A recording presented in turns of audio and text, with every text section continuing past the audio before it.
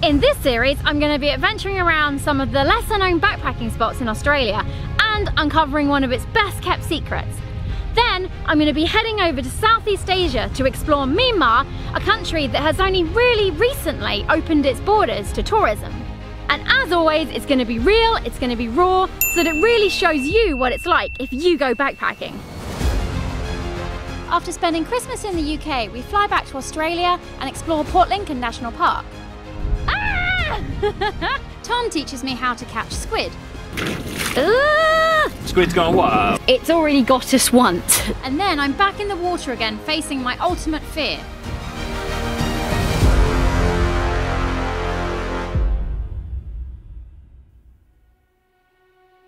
Previously, I had driven across the Australian outback with my boyfriend Tom to spend 3 weeks in Darwin so that we could explore Litchfield and Kakadu National Park.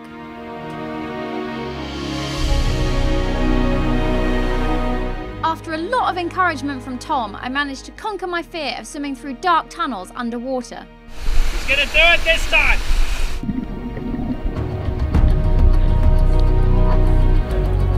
And then there was no stopping me.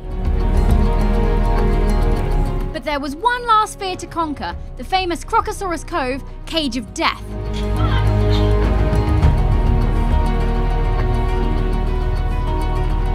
Unfortunately, my time in Australia and with Tom was coming to an end, but we still had lots of things to do on the road trip home. So we made it to the thermal springs.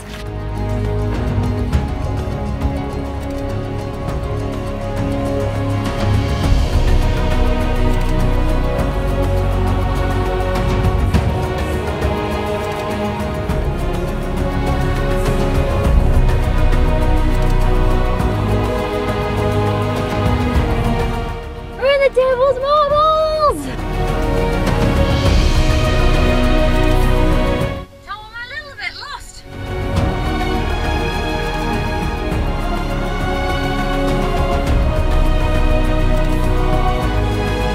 It's been a pretty epic road trip so far. Okay, so we're at Josephine's gallery where they rescue the kangaroos. Meet baby Jenny. She literally just came into the orphanage just this second. Bye, Jenny. Hey, bye. Salt legs! Last stop before getting back home to Berry, which is sad.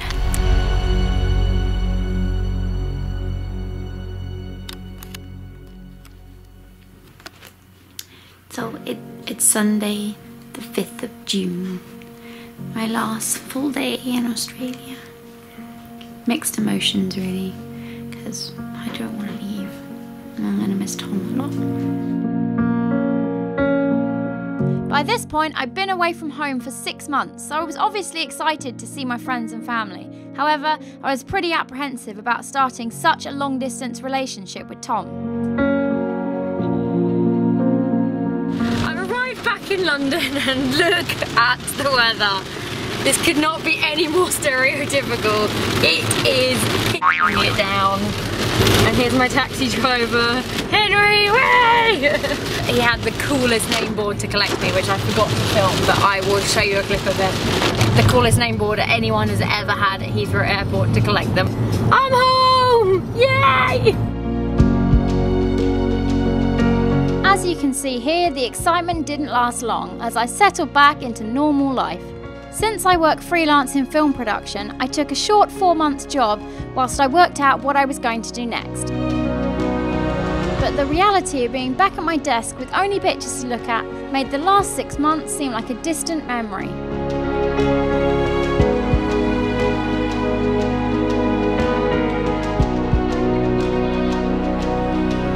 And to make matters worse, I was struggling with the extremely long-distance relationship with Tom, who was still in Australia. I'm not gonna lie, I was sending him a lot of sad selfies sat at my desk. But before I knew it, the 4 months was up. The producers thanked us for our time with this hat, which is not really my thing. But I didn't care because I got Dundee back.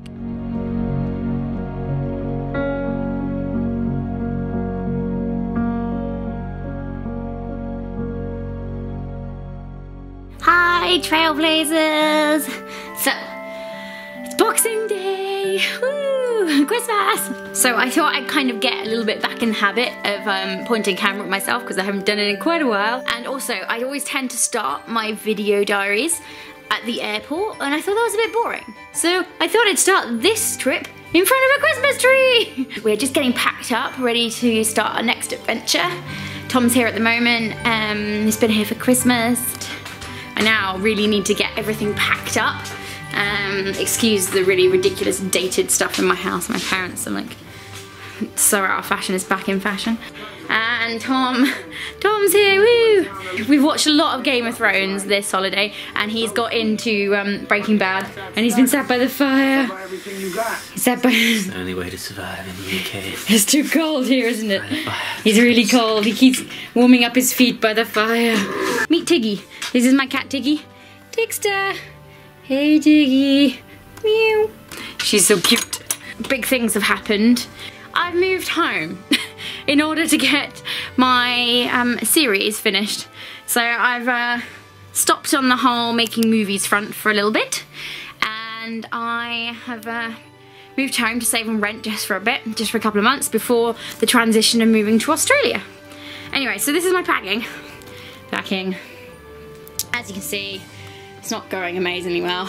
So like a mere, I'd say, 4 hours later, I'm packed, ready to go. So basically it's time for one last mulled wine before I go into like 40 degrees in summer.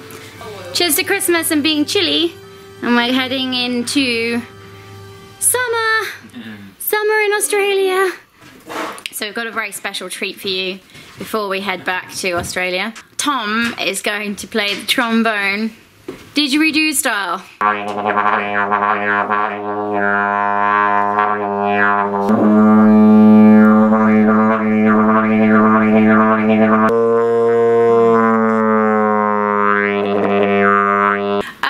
never travelled this close to Christmas Day before, so I will let you know how that goes. I've kind of been told it can be really busy, but we'll see, so I will give you some tips when I found out for myself what it's like travelling on the 27th of December. Are we late? Yeah. We're not late. Okay, so it's 4:30 in the morning. There's a hive of activity in the house. It's all going crazy. Everyone is up. Tom is making some sort of turkey sandwich, I think. Oh God, it's so early. We need to go. We've completely confused the cat. We got up so early. The cat's like, what's going on? So we're going to stop filming and I'm going to go put bags in the car. So you've all seen Home Alone because we're going to be late. Peter! We slept in! 27th of December at Heathrow Terminal 3. It's not too busy as you can see behind me. I was expecting it to be like pretty busy. And it's kind of mediocre. It's definitely like there's an after Christmas rush of people travelling, but it's alright. So I think it's a good time to travel. She just can't help herself.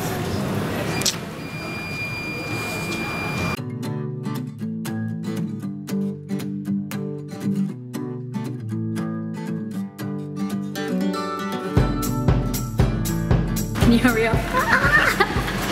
Finally. We're about to board.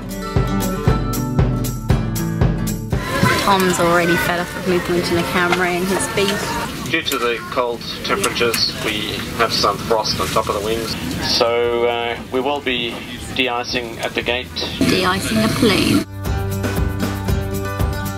Just go on, I don't wanna care anymore. 6 hours at Dubai Airport. Between you and me, so just go. Tom found a good Wi-Fi connection. After binge watching almost all of season 1 of The Budgeteers, it was time to board our next flight. We're on an aeroplane full. We're totally keeping it cool. Haven't lost our cool or anything like that. I wouldn't cry if you left me, but I would feel. Oh look, Christmas dinner.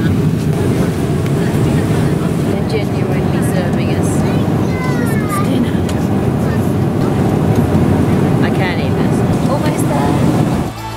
There's no more between you and me, so just go. There's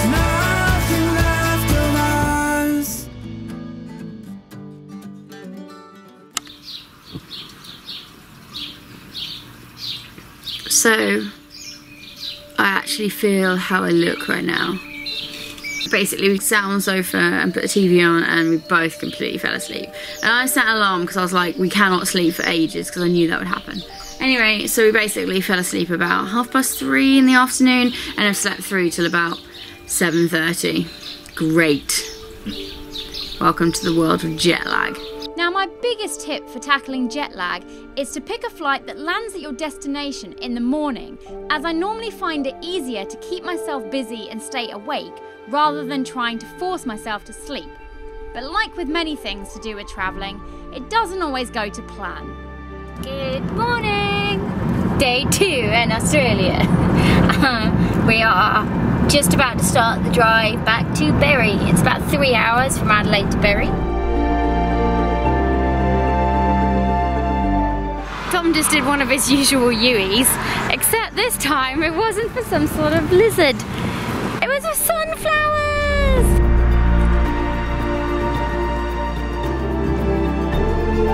Once we got home to Berry, we spent the next few days getting over the jet lag and acclimatising to the temperature. 41 degrees. And that's in the shade.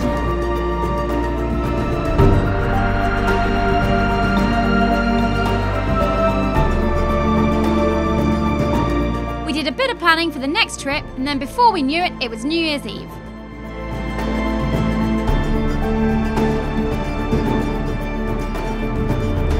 Here we go. It's about to turn midnight in the UK. Countdown is on. Way! Happy New Year, London! Anyway, I've been editing all morning, and I'm a bit bored of editing, so I needed a break. So I'm looking up things to do in Port Lincoln National Park. My Charlie mug has a crack in it and it's broken. So, Tom is creating a new mug for me. As you can see behind me, we've got our little camping box packed up with, you know, essentials like Doritos, obviously. So cute that you're painting a shark for me. You are shark bait, so that's what happens.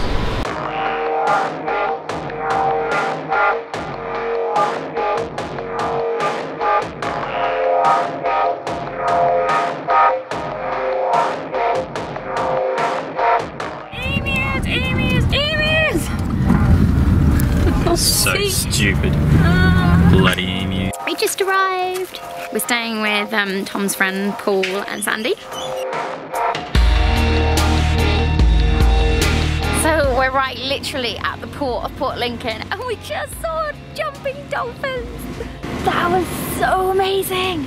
Now, I had been to Port Lincoln once before, but we'd only flown over for just a few days to do a swim with sea lions experience and then a shark cage dive.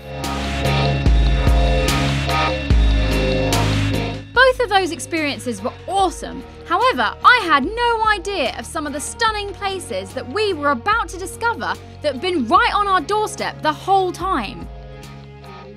But first, Tom was going to teach me how to catch some squid. Good morning, Trailblazers. It's 6:30 in the morning and we are going fishing. Sun is just coming out. We've been chasing the sunrise coming in. We're just about to put the boat in. Apparently the boat has quite a few holes in it. The noise you can hear behind me is the water pouring out of the bilges. Not sure about this.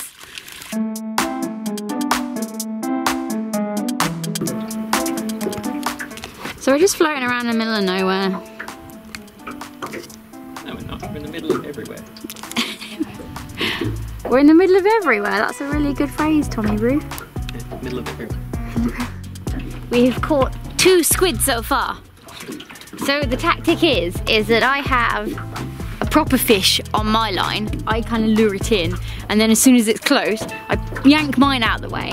Tom puts his kind of trick fishing rod with loads of hooks on it. This is what a squid jig looks like. And it hooks the squid. But then you have to dangle it over the boat at the right angle so that it doesn't ink you. That's got it. Oh, inked. Oh. Ah! Squid's gone wild. Squid's gone wild. Ah! It's already got us once, and it's gross. It's like slimy mucus ink. I thought it was like ink that you write with. No, no, no, it's gross. I know, he's a chocolate block. He's absolutely full. He's full. Ah! Now he's empty. Oh, squid on. Right. Yeah! don't ink.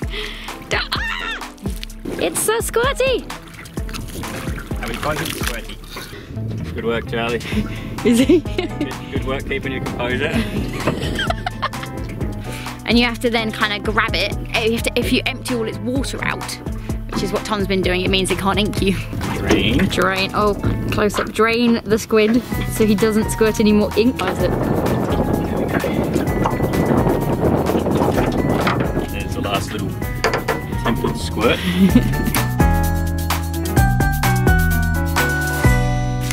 Last night. The squid that we caught last night, we are now cooking. Calamari, woohoo! Yum. Yum. As you can imagine, that was the best calamari I'd ever tasted. The next day, we were off on our first adventure. This is like taste a day for Port Lincoln before we get full on.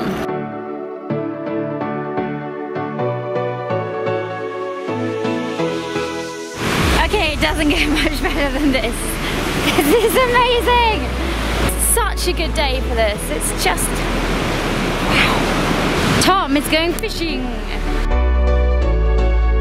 Look at this little cove here. Just white sand. I can't resist anymore. Gotta go down there, get my feet in the sea.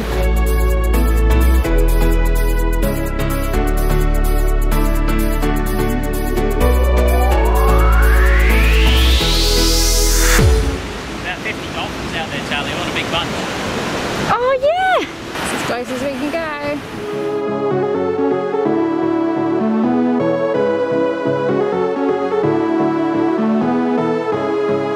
It's day 3 in Port Lincoln, just at the Tourist Information Centre.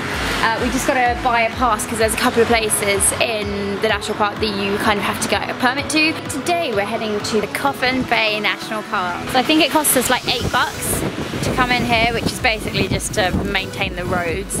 Do you know what? It really amazes me that, because I did this, I came to Port Lincoln to do the shark dive and didn't even think to like explore anywhere else. It's crazy because it's just unspoiled and so beautiful, and there's like no one here.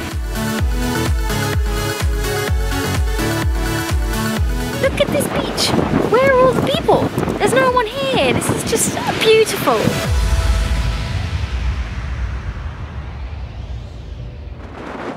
Wow. This is better than the Great Ocean Road. This is epic.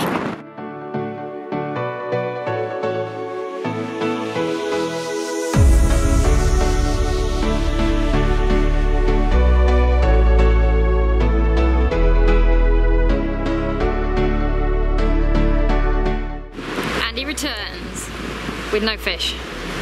No. Too windy.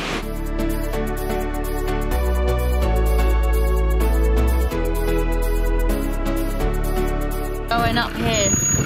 Are we going? A bit further back. A bit more of a run up. Yeah, it just helps you line it up better if it's a bit further back. Oh god, here we go. Oh. Give it a look.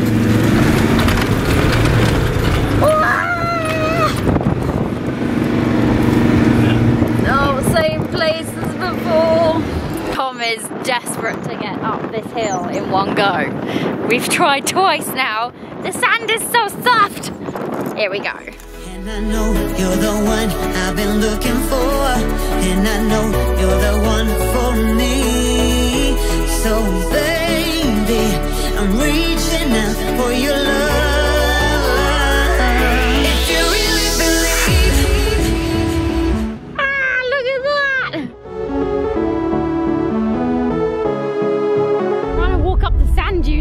Tricky. Standing cameras don't go very well, so I'm trying not to drop this camera. Oh my god, look at this view! Ah! Ah!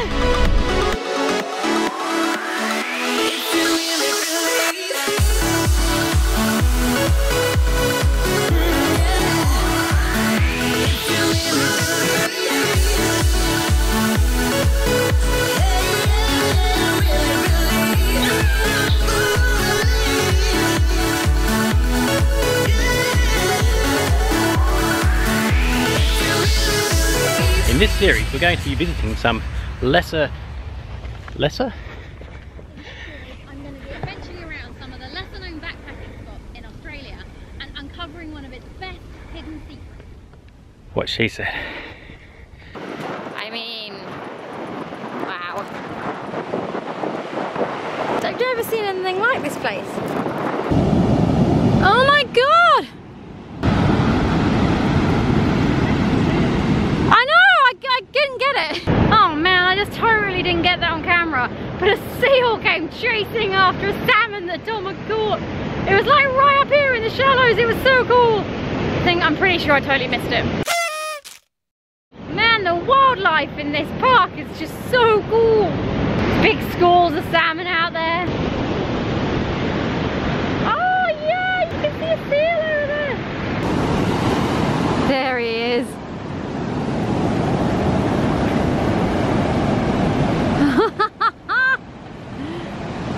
I'm looking for a shark. I'm doing video diary with 2 white doves. Nice and warm. What are they called? Do they have names? Baby doves? Saute and curry. Can't call a dove satay. You have to use your hand to push them off. The dove whisperer. Egg off me. He's like, oh, there we go. Now, if you've seen series 1, you'll know that I've already faced my fears once and done a shark cage dive. The first time we had picked a company called Adventure Bay Charters because they didn't chum or bait the sharks like the other company, Calypso Star. And because they had a sub, so I knew that if I was too scared to get in the cage, I could still see the sharks underwater. However, this happened. We've already had a little bit of a disaster today because the charter company that we're using rang us and they said that their boat is broken. So we're now booked onto another company. I'm really terrified. Since we had flown all the way to Port Lincoln specifically to do the dive, we were just happy that there was another option, and it forced me to get in the cage. So I'm just about to go into Adventure Bay Charters because we booked onto their boat this time last year. Unfortunately, because their boat broke, we couldn't go on it, so we had to go onto the other company. And the reason I'd picked these guys in the first place is because they don't chum to get the sharks. They use the music under the water and vibrations to attract the sharks, and because they have a sub. So if I wimped out, I could still see the sharks underwater. Booked on for Sunday, yay! So I've got a couple of days to prepare myself to get in the tank again. You can see behind me here, this is the alternative. So it's perfect for someone like me who is a little unsure about whether they can actually do it or not. I mean, I've done it once before, but I'm just super keen to do it with this company because I didn't get to last time, and they're the company we actually picked to go with. So yeah, I'm like super excited we get to go out with Adventure Bay. It's the night before the shark dive. You'd think that I would be less scared because I've done one before. But I'm not. I'm just as terrified. I've already said to Tom that I'm probably not going to sleep very well tonight. I'm really nervous. Pocket Trailblazer is a scaredy cat when it comes to sharks. Anyway, gonna go to sleep now because we have to get up at 5 in the morning because we have to be there at 6 o'clock. Morning! I've had like half an hour to kind of wake up now and have a banana. We've just arrived at the marina, and behind me you can see the Shark Warrior. I'll obviously show you when it gets a bit lighter. Now in the Adventure Bay head office, having toasties. Yum.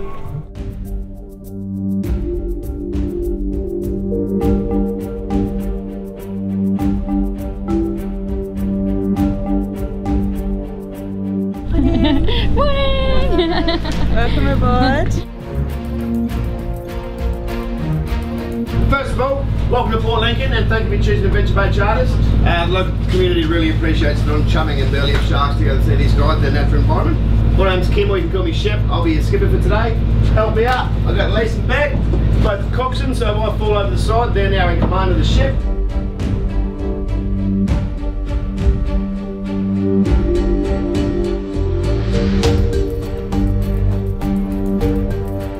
As you can see, we were following Calypso's Star Out, which is the exact boat I was on last time. The Calypso boat has a capacity of 45 people, whereas the Adventure Bay boat holds just 25.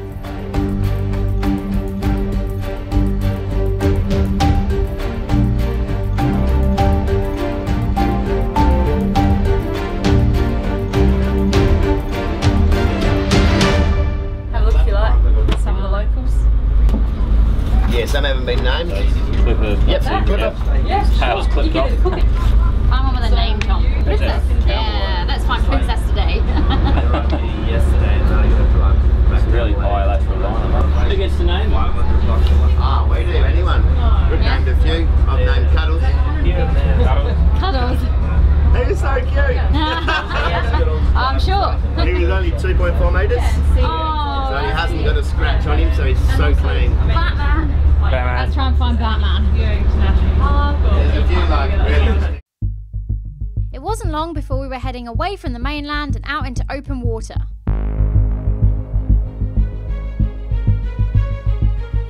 And I'm not gonna lie, this is definitely when the nerves started to kick in.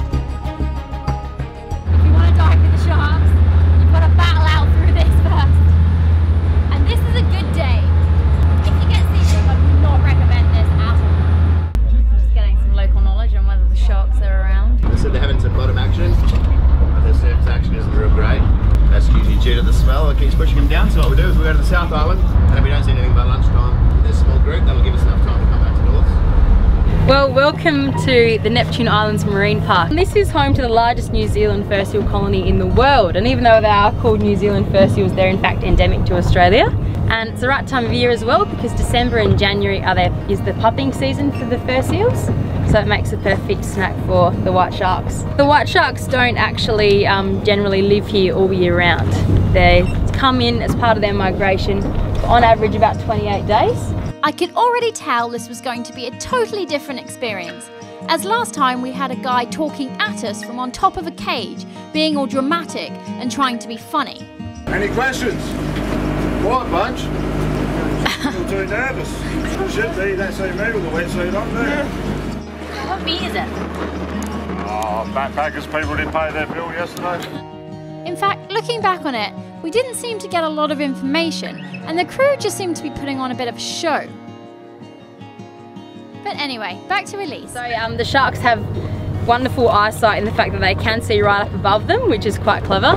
They've also got another sense called their lateral line, which runs along laterally around the shark's body, and that's what we use to help attract sharks, because that picks up any vibrations in the water, and vibrations actually travel 5 times greater underwater than they do on land. So we use a combination of music and also white noise. We've got some rattles out the back that have like nuts and bolts in them and marbles, so as the gentle wave action happens, that moves the marbles around, sends out vibrations in the water to also hopefully attract the sharks. Not all sharks are attracted to the same sound. Sometimes the heavy rock music really gets some sharks in, sometimes it can just be a gentle rattle, so we use a real combination of sounds. We really appreciate the fact that you have chosen Adventure Bay, because a lot of the local surfers and fishermen and scuba divers and snorkelers really value what we do, in that we aren't training or feeding the sharks in any way, we aren't using burley, and we're trying not to, I guess, interfere with their natural lifestyle and their natural hunting and the ways of finding food. So we really value the fact that you've chosen to come with us, which is an eco-tourism operation. You're not obliged to pay the underwater access fee until you are satisfied you've had an awesome sighting of the sharks, either in the cage or in the sub, anywhere underwater. Is there any other questions? So can You get in and out at any time. Yeah, no time limit, and it's even easier today because it's such a small group of you. Take your time, get used to the regulator. If you haven't dived before, we'll show you that. We're going to get a briefing with Shep at the back of the boat about the diving side of things. But yeah, you can go in and out as much as you like during the whole day. And if the sub's empty, make sure you hop down in the sub because it's always good to have plenty of pairs of eyes under the water. Not getting the camera wet. No, it's all right.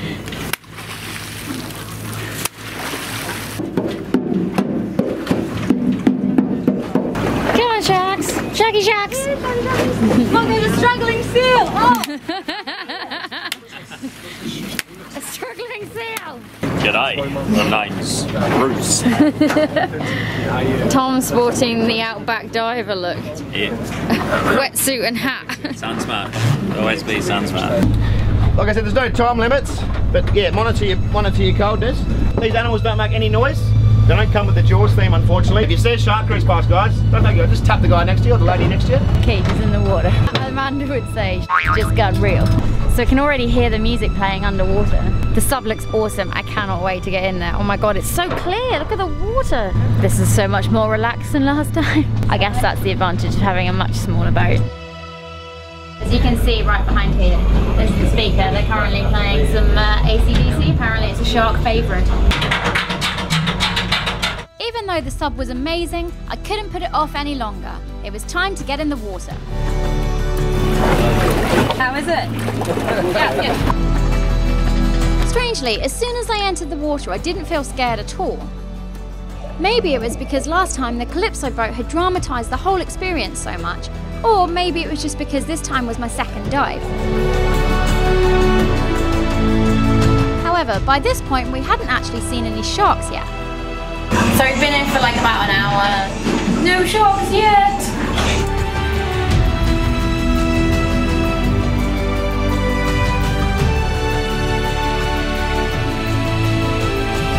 Then, just like Shep had warned us, they silently appeared out of nowhere.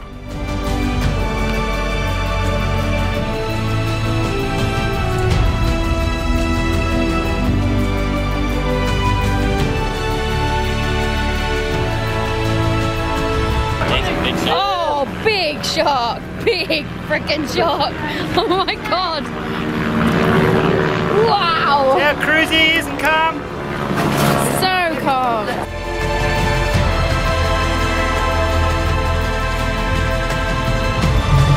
There he is.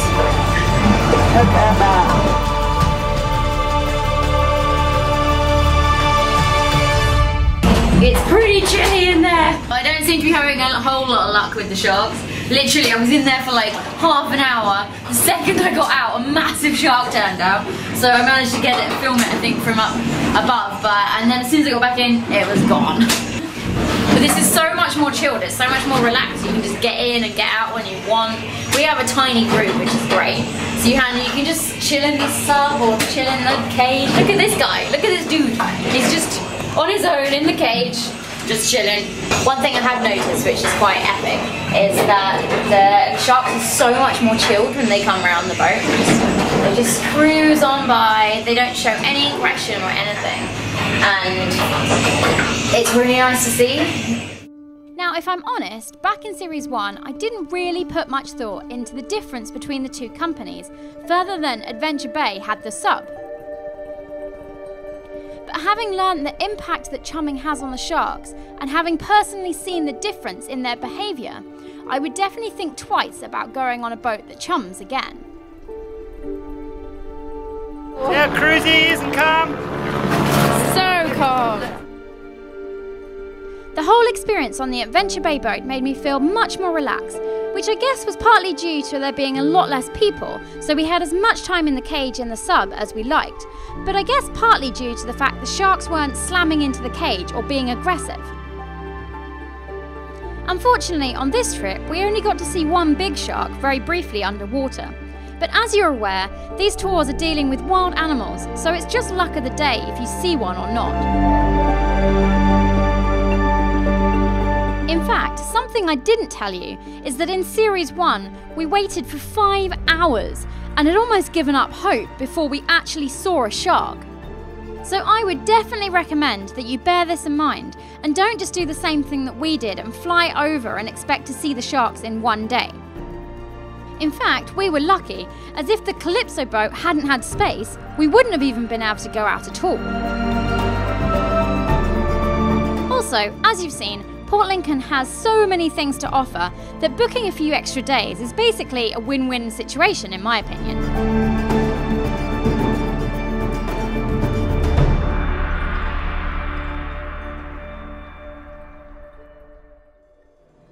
Next time, I decided it was time to push Tom out of his comfort zone and take him on his very first backpacking trip. It's Tom's first time in Asia.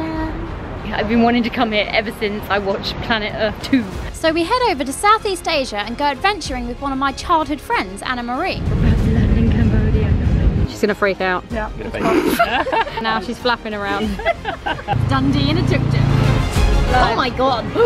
We're going down here. Yep. Oh my god, this is terrifying. Does anyone else feel like we're on the set for the descent? But this is ridiculous. Yeah. And as always in Southeast Asia, things don't go exactly to plan. We've apparently got off on the wrong stop. We're now on a boat, another boat. This is proving to be slightly more problematic. This is not working.